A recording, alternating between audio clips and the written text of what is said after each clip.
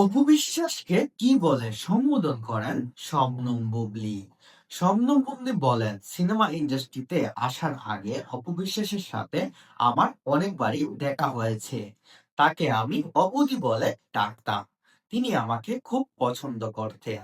তখন আমি জানতাম না তার আর আমার মধ্যে এতটুকুই দূরত্ব এর পরবর্তীতে সৃষ্টি হবে।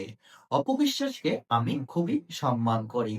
এই সিনেমা ইন্ডাস্ট্রিতে আসার আগে অপু বিশ্বাস আর শাকিব খানের দুটি সিনেমা আমি দেখতে খুব একটা পছন্দ করতাম। কারণ তখন থেকেই অপু বিশ্বাস আর শাকিব খানের জুটি আমার খুব একটা পছন্দের সিনেমা ছিল। কিন্তু আমি ভাবতেই পারিনি ভবিষ্যতে শাকিব খান আমার হাজবেন্ড হিসাবে চলে আসবে আমার জীবনে।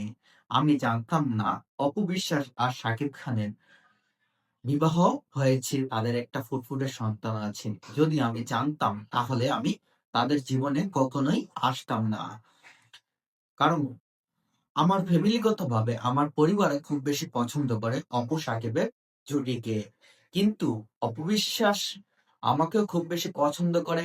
অপবিশ্বাসকে আমি দিদি বলে ডাকি। কারণ যেহেতু বর্তমান শাকিব খানের ঘরের মানুষ আমরা দুজনেরই সরাসরি দেখা হয় একসাথে। তাই আমি পার্সোনালি অপদিকে অপদিন বলেই সম্বোধন